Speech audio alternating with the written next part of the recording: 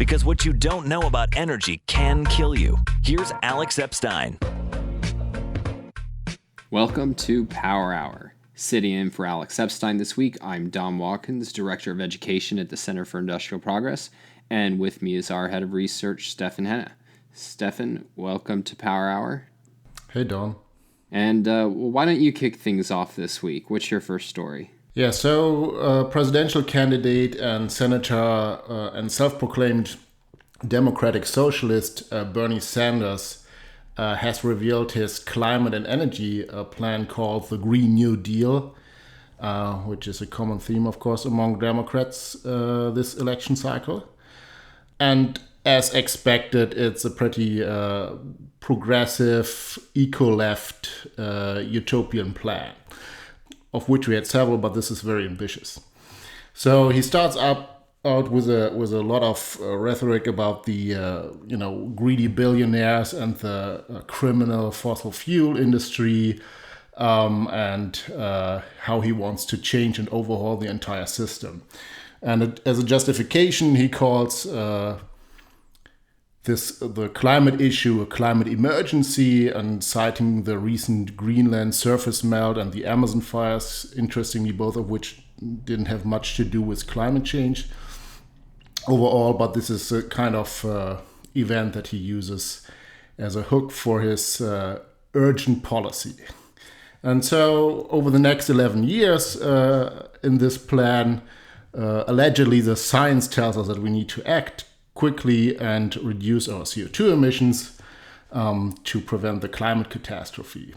And this, of course, is then the unchallenged radical rhetoric that is now standard policy, at least on the Democratic side of things. And so some of the goals in the plan are 100% renewable energy, of course, for electricity and transport, no later than 2030, which is quite ambitious, if not impossible, even with a good policy, but I don't think this one will come close to that. And in addition, of course, because this is Bernie Sanders, this will be provided by a state-owned energy utility. So in an interview with MSNBC, Senator Sanders also mentioned the Tennessee Valley Authority, which was established in the 1930s and is a federally owned utility, and it also provides some other services in Tennessee. And this is, for him, this is a raw model of how we should run the entire energy system for electric power and transportation. And another goal is zero carbon emissions on net by 2050 at the latest. He wants to create 20 million new jobs in all kinds of venues with this. This is a standard narrative about the alleged green jobs that will come up when just from switching from the traditional, fossil fuels, nuclear, and so on, just to solar, wind, and in his case, especially geothermal as well.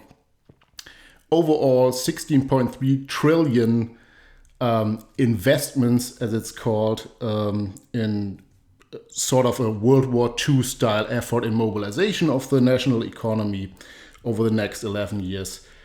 Then declaring formally climate change as a national emergency, and internationally spending money on a climate fund and rejoining the Paris Agreement. Now, listeners to Power Hour, of course, know that spending some 200 billion, something like that, on a climate fund internationally and rejoining the Paris Agreement will not do anything, because most of the future emissions will come from developing countries, in particularly in Africa and Asia, and they are not committed to anything in the Paris Accords as of now. So here are two quotes from the climate plan by Bernie Sanders. The first quote is, "To get our goal of 100% sustainable energy, we will not rely on any false solutions like nuclear, geoengineering, carbon capture and sequestration, or trash incinerators." So notably, nuclear, the one big technology that could help with this goal, is excluded by Bernie Sanders. And then another quote from the Green New Deal by Bernie Sanders. We will invest in nationwide electric vehicle charging infrastructure to increase access to these resources for all, just as we built an interstate highway system in the 1950s and 1960s. So this is where this is going. Transportation, of course, will be electrified. Battery electric vehicles will be in this state-run effort, be the dominating technology for transport. And let's just say it's at least an order of magnitude more difficult than building an interstate highway system. And in 11 years, it's technically impossible. But then if you think this is like a very, ambitious is an understatement. This is an impossible plan. Now it gets even better, because according to the Green New Deal plan, this plan will pay for itself. And here are a couple of points that I noted down how this is going to happen.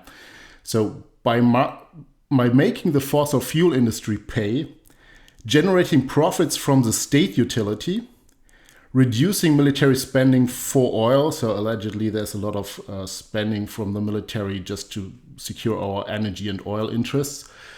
Then collecting taxes from the 20 million new jobs and saving social safety programs because of less unemployment, because these 20 million additional jobs will end unemployment for all. And then making the wealthy and large corporations pay their fair share, which is, in every program by Bernie Sanders, I think. Now this is a lot of economic acrobatics here, because so Bernie Sanders wants to bankrupt the fossil fuel industry and all the large corporations apparently, and then taxing them as well to pay for the new system, and destroying all the profits in the current energy system, and then but just generate the same type of profits in a state utility. So this is very interesting, because you might want to look at places like Venezuela to see what happens when you just try to nationalize the oil industry alone. This is far more ambitious. Is trying to, just within about a decade, just overhaul the entire energy system, which grew in America over many decades since World War II. This is very, very ambitious, and so there's a lot of, to my understanding, there's a lot of double counting in this. Just we'll make the fossil fuel industry pay while it's bankrupt. This is probably not going to happen, because if you don't allow the fossil fuel industry to generate any profits, how are you going to tax them for your ambitious $16.3 trillion program, right? And of course, getting more revenue from the jobs that the government will provide in the state utility and other investments. This seems like a perpetuum mobile in economics. You just get a state or government program, and then you tax the people to finance it. The same people that work in the government program. That doesn't seem like a good start. So if that was possible, the Soviet Union, dominate the planet probably. And everyone in the process, of course, will save money. So you will save on electricity bills, because Bernie Sanders knows a cheaper way to generate electric power compared to the greedy capitalists, of course. And it's not so that there are lengthy passages of this that I haven't read entirely, but all of these programs make no sense, because they run apparently on the assumption that somehow a government program or a government monopoly in the marketplace will somehow find a way to make things differently than it is now, and at the same time much cheaper and more efficiently. And this doesn't really fly for me. But of course, you have to give the Green New Deal plan this much. It actually has a better chance of massively reducing American CO2 emissions than other plans, because this would actually wreck the economy for good. And if you get much poorer, of course you have a lower carbon footprint and a lower footprint than anything else. So this is really This has the potential to reduce the American per capita CO2 footprint significantly, simply by, making Americans poor, and that's really all that it boils down to. Yeah, I mean, there's only one sense in which this is truly ambitious, because, like, even if you take America's CO2 down to virtually zero because there's virtually zero economic activity, like, that still does not change the trajectory of the world. And so the sense in which this is ambitious is solely in that it's ambitious in terms of how much power Sanders wants to take on his part. And I do think that there's a temptation to, like, not take something like this seriously, but I think it should be taken very seriously. Like, this is a serious plan put forward by somebody who has a non-trivial chance of becoming president of the United States. And part of taking it seriously means recognizing that the insane price tag will not actually be an impediment if people accept that this is a moral action. And even more than that, I think, like, if you see a totalitarian plan that wants total government control over the economy, and your reaction is, well, the price is too high, like, you've missed the boat. Like, this is literally dictatorial, and the costs aren't, this is a $16 trillion plan that could potentially pay for itself, or that would involve a lot of debt. No, the cost is having a civilized, advanced economy, to say nothing of a even semi-free economy. My first story, I want to direct people's attention to a Wall Street Journal column that came out today. I guess officially it came out yesterday, on August 26th. So I guess 2 days ago, for those of you who are listening, by William McGurn, that's really celebrating the life of David Koch. Koch, of course, recently passed away. He was the co-owner of Koch Industries, and somebody who, along with his brother Charles Koch, was viciously and relentlessly attacked by the left. And there's two things notable about McGurn's column. The first is that although it talks about Koch's philanthropy, which a lot of the pieces defending Koch, who was, even after his death, attacked really viciously by people like Bill Maher, it talks about that, but it's focused mostly on the virtue of his business activities, of the virtues of profiting by producing the fossil fuels that we need in order to flourish. And this leads to the second thing that's really notable about the column, which is that it has two kind of context-setting quotes from Alex. So let me just quote Alex's quotes, because I think they really get to the heart of our position, which is, when we hear that David Koch was a profit-seeking oil refiner, we should feel not contempt and blame, but admiration and gratitude. And then he mentions this, says Alex Epstein, founder of the Center for Industrial Progress and author of The Moral Case for Fossil Fuels. And then he continues, while oil refining, one of the key businesses of Koch Industries, is treated as shameful, it is one of the world's most life-giving businesses. Every product and service we use is better and cheaper because of oil power. From the food we eat to the to the vacations we take, to all of the amazing products we buy on Amazon, end quote. And this didn't make it into the column, but one of the points Alex often makes that I think really deserves to be stressed when thinking about the legacy of David Koch is his role in promoting freedom, and his role in promoting freedom for decades, often at real personal risk. So, he, for decades was on the forefront of promoting individual rights and capitalism, and was attacked with real vitriol by everybody, including President Obama. And he, along with his brother Charles, received like countless numbers of death threats as a result.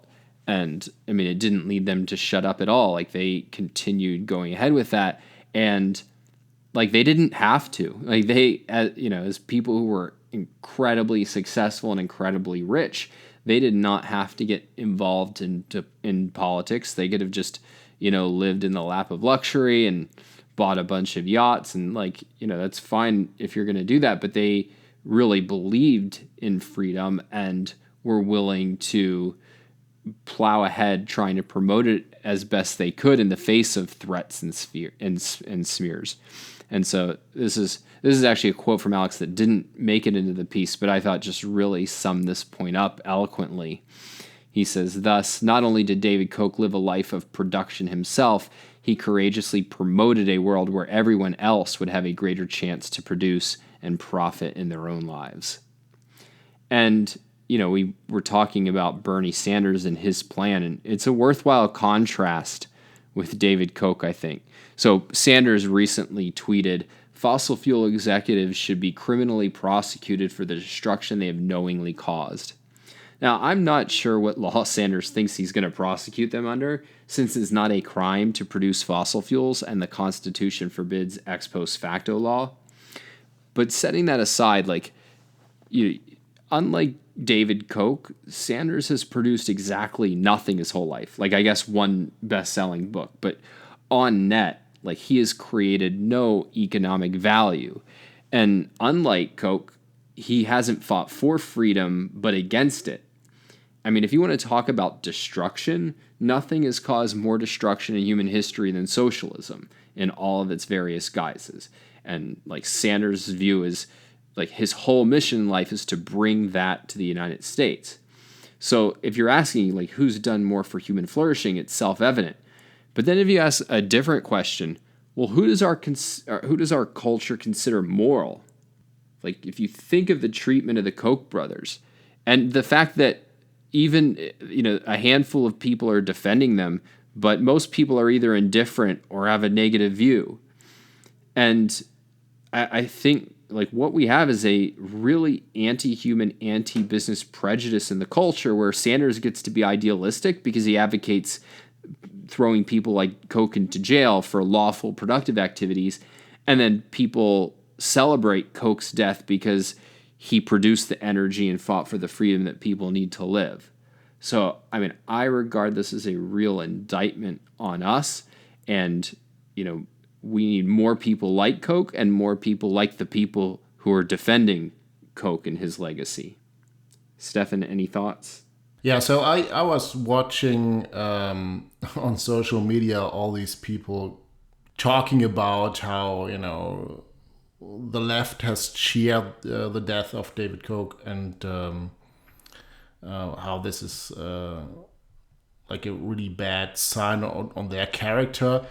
But you have to see what kind of warped reality the left was constantly watching. So the consumers of, mainstream media or Bernie Sanders rhetoric or many political actors on the left, they have created this, in their narrative, this monster of the Koch brothers, which are allegedly these evil, intentional planet destroyers. And of course, following that, a lot of people are happy about the death of a human like this, right? So this is they almost made it like a World War II villain. When Hitler dies, obviously that's a good day, right? And I think it's less an indictment of the people who consume this than of those who create this evil narrative. It's not this is an opponent who has a different opinion and spends his own money on certain values that he thinks is really, really great thing, fossil fuels which bring life to humanity and make us more productive.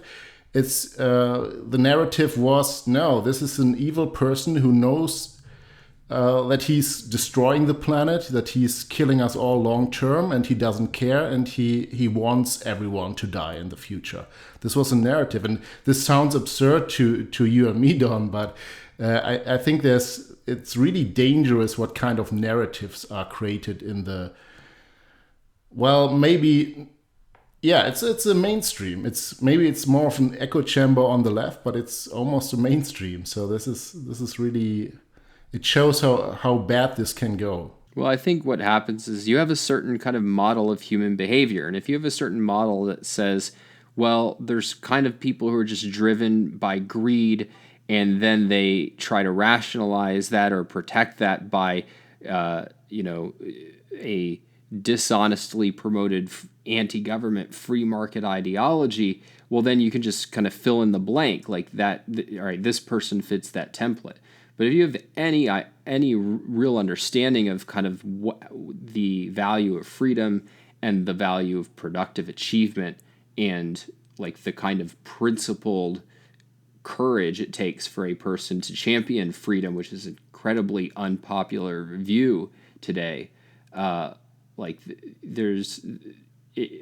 it's not even remotely plausible. So I think a lot of it has to do with just this larger view of how we view businessmen as these kind of cartoon villains, and therefore it's very plausible that, yeah, they're just trying to manipulate and control us all.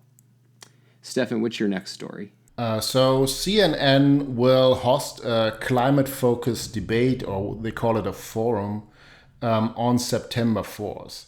And this comes after the Democratic National Convention has just voted down an activist proposal to allow candidates to debate each other on a single issue on stage, which currently seems to be banned by the Democratic National Convention, but I don't know how exactly that plays into it, because I don't think CNN will just uninvite everyone and just let this crash. So I don't think the DNC has any way to enforce a kind of ban on single issue things. So obviously this climate issue has been a big thing on the Democratic side for the presidential candidates. And interestingly, just recently, Jay Inslee, who has been very low in the polls all the time, but who also has focused almost solely on the climate issue and energy policy issue, has dropped out of the race. So now I find the question interesting. Why is it that there's such low voices on the Democratic side, on the activist side, also with the candidates, about radical climate policies? We've talked about Bernie Sanders' plan today, but the others are also quite radical with 100% renewable goals, carbon neutrality until 2050, and billions or trillions and trillions. I'm keeping too confused. That trillions and trillions of dollars in quote unquote government investments. And so obviously the candidates believe that this is a winning issue, at least on the Democratic side. So why does the Democratic National Convention say, oh, we don't want that to be an issue, or we don't want a big focus on that during the debates? And I believe this is a two-edged sword. So on one hand, the most radical climate rhetoric might win a majority inside the Democratic camp. Or maybe it will just bring in enough votes to make someone prevail on the side of the Democrats. But then if you think long term, will this really resonate with the American public at large? Because if you win the nomination of the Democratic Party, but then you have to face Trump in the main election, obviously a lot of swing voters and a lot of people in the general public that are not either not focused on this particular issue, or they believe this is too much of a radical agenda, will have difficulties voting for someone who says, well, we'll just destroy fossil fuels, especially in the wake of the shale revolution, which has such a great economic impact on the entire American economy. This is not just, oh, we are now producing our own gasoline. It's really like, this is billions and billions of dollars of business, and it has turned America from an oil importer into an oil exporter, and it also has a lot of secondary impact in your manufacturing business and other parts of the economy, of course. And a lot of people will probably not be as enthusiastic as something like the Sunrise Movement, which is a eco-left anti-fossil fuel youth movement. That's how I would describe it. And they were furious about this decision by the DNC to not include this climate debate issue in their agenda. But yeah, I think the DNC actually fears losing against Trump by default, because all of these plans are so radical. So the Democratic presidential candidates want to one-up one another by more and more radical plans, shorter time frames, greater trillions in government overhaul, more control of the economy, and so on. And this will probably not really be good in the main election, in the actual presidential election, once these candidates have to go toe-to-toe with Trump. And I think this is a two-edged sword, and I think it's quite dangerous, quite a dangerous game by many of the presidential candidates on the Democratic side. Yeah, I think it's a really revealing dynamic that there's absolutely no penalty for how radical or expensive any of these plans are. Like, the whole battle is just trying to gain the status as the person, who's most ambitious and who most rapidly wants to get rid of fossil fuels, or who wants to get rid of everything except for solar and wind.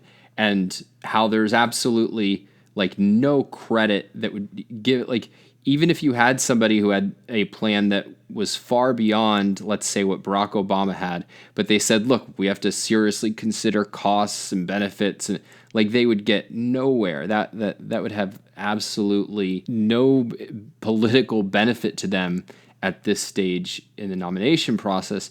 And I think it's revealing of the nature of the moral ideal of what we'll call the 100 that they've embraced. That is, if the ideal, if you have everybody surrounding an ideal of non-impact, then if everybody's agreed on that, well then, yeah, you want to be the person most aligned with non-impact. And if you start bringing in pro-human considerations like cost and prosperity and jobs, then as limitations, it just shows that you are not really committed to our ideal of non-impact. You are a compromiser. And so they've sort of built a trap for themselves, precisely because this only works if everybody's really, really devoted to the ideal. Whereas if most Americans are in one way or another kind of eclectic, that is, they're trying to mix, well, sometimes we'll be non-impact, but hey, we got to have a job and we need economic growth. And, if you have somebody kind of racing off with, climate at any price, that is highly likely, I think, as you suggested, to be very alienated for them. But the point is that they can't exercise that brake on themselves, just given the dynamics of arguing to 100 in, what amounts to a subculture. My next story goes to a topic that we've touched on, but really, I think, deserves some focus, and that is the subject of flight. So, if you think about what are the most amazing inventions in human history, you'd have to have flight right up there. And if you think about inventions that have had a meaningful impact on human flourishing, nothing has so improved our ability to travel affordably and efficiently, and really brought the globe into a single unit economically and otherwise as flight. And then now we're getting a trend that is particularly big in Europe apparently, but is coming to our shores, no doubt by virtue of people flying over here, flight shaming. And so the New York Times travel columnist, who's a person you would think, well, if anybody's for flight, it would have to be a travel columnist. This guy, Seth Kugel, he basically penned a lamentation about the damage he's doing to the environment by traveling, and the damage we're all doing, and how to wrestle with this horrible guilt. And he describes how, until 2016, he just would fly, never gave it any thought. And then he had this great awakening, and part of it came from his alarming realization that, oh my gosh, more and more people are going to be enjoying traveling over the coming decades. And so it's, well, that can't be good. And so he has, what should be our advice in a world where flying is immoral because of its impact on the environment? And he says, well, look, you don't have to avoid flying completely. First of all, he says that rather than feel guilty, what you should really be doing is working to have government policies address climate. And he's not clear on what those policies would be in the realm of air travel. But he does say what you should be doing personally is you should cut back on your overall travel mileage. And quote, do you really need to take that many trips a year? There are platitudes aplenty about travel. It inspires, it educates, it reduces bigotry, but not all trips meet those standards. Consider an educational exchange program in Vietnam compared to a week resort in the Maldives or Maldives. I'm sorry, I'm not well-traveled enough or sophisticated enough to know what that location is. Pause on that for a second. So basically you're allowed to travel if it's for some do-gooder project, but if it's for your own personal pleasure, if it's you actually want to relax and have real enjoyment in your life, no, that does not pass the test. And then he goes on to give a bunch of advice for how to travel when you must. It's things like avoid airplanes and resort to buses, which, as bad as air travel has become today, a bus is pretty much like the ultimate nightmare travel situation, I think. Again, there's just no concern for comfort. That does not even make it into the equation. And he gives a bunch of other ideas, and he concludes, most of this will make travel more expensive, and that may mean traveling even less. Think of it as a progressive tax paid by those lucky enough to travel for damaging the world those who can't travel must live in. It is a small price to pay, and maybe it will make you feel a little less shame.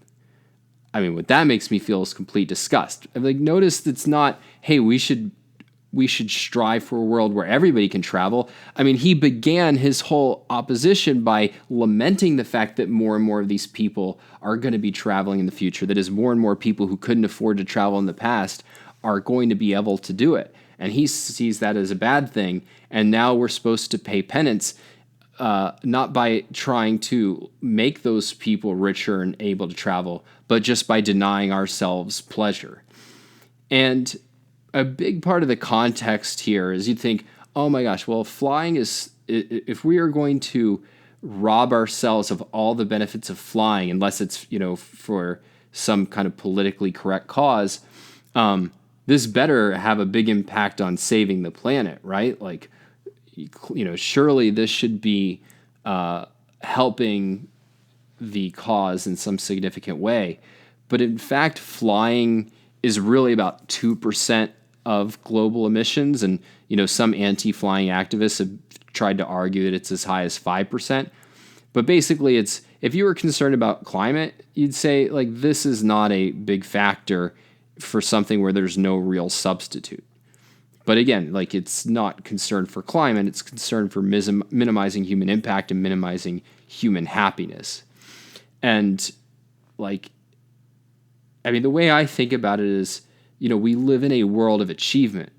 And what the green movement agenda is, in every case, is just to tear down achievement. So we have the fossil fuel industry that's achieved reliable, affordable energy for billions of people. And then the green movement, their achievement is to let's get rid of it. And then you have farmers and people who've created GMOs who've managed to have affordable, delicious food for billions, and their solution is get rid of it. And then you have affordable, efficient transportation that can bring you across the globe in a matter of hours. And it's not, wow, that's amazing and let's make it better. It's let's stop using it, feel guilty for it, and ultimately get rid of it. And this is why I think it's just so important that we appreciate achievement and not take it for granted. It kind of reminds me of there was recently a G7 meeting which I think we'll talk about one of the outcomes of that, which is a pledge of, I think, $20 million for the Amazon forest fires. But the Trump administration apparently was complaining about things like climate being on the agenda and, dismiss them as niche issues, which I thought was pretty funny. But if you're thinking about human flourishing, it's true. Like, the core issue of human flourishing is that we need productive achievement, and we need it for many reasons, but one of them is that that's what gives us a livable climate. And that's precisely where our focus should be. And yet that is all taken for granted. Instead, our focus is on what can we ban? And then if we can't ban it, what can we feel guilty for doing in our own lives? Stefan, any thoughts? Yeah, so I think there's a sort of indirect climate connection there because I recently saw an argument that for many flights, at least on the economy level, the air travel is already more fuel efficient than driving by car. So from a minimizing the resource footprint, flying in some cases is better than driving, or at least everyone individually driving, I think. But this kind of argument totally misses the point, right? Because as you said, they don't want you to get as efficiently as possible from A to B. They want you to stop before B. They want you to travel less, right? And so what it ultimately always boils down to is, just you shouldn't travel. You should minimize your footprint entirely.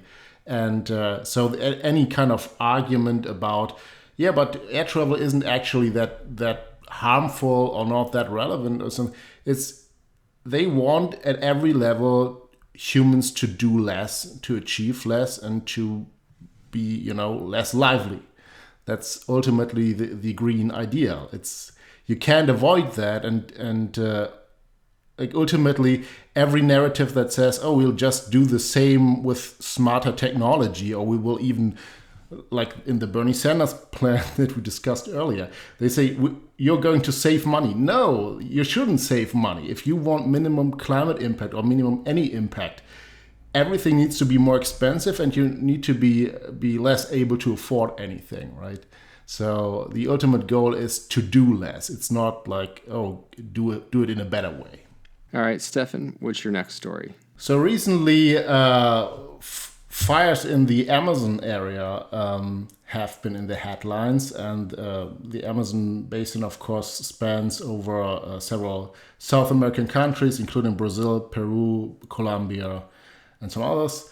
And so this is portrayed as a global crisis that needs to be dealt with, and this event now is particularly significant and horrible.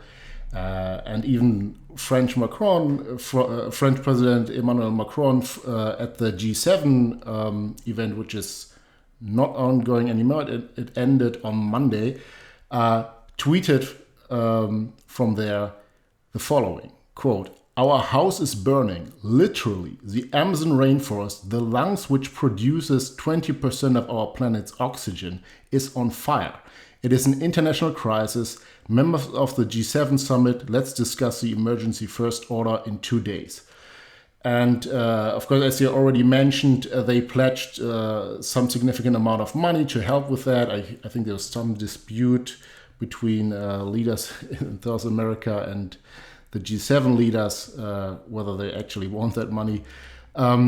But the narrative is clear, and this has been emphasized by many celebrities, often with some very outdated imagery from earlier years about forest fires in South America. And so this is a crisis of global significance, and much of the Amazon rainforest is allegedly being destroyed. And we depend on this, and we will be significantly impacted by this. President Macron said 20% of the planet's oxygen. I think this is a totally made-up number. This is, to his credit, this number has been around long before him. or long before he mentioned it, but it's a totally made up number. We're not running out of oxygen, even if the entirety of South America would be deforested, and it's not important for that. And some have made this climate connection. This is going on. This is spreading CO2 in the atmosphere to a significant amount, and so on. But so this is a narrative. And the Brazilian president, Bolsonaro, didn't exactly help the situation when he accused NGOs, green NGOs, of starting the fires after being accused of enabling the deforestation and also the forest fires by relaxing environmental standards for the logging and farming industry. But that's a local dispute. I don't want to get into that too much. But what is actually happening there, right?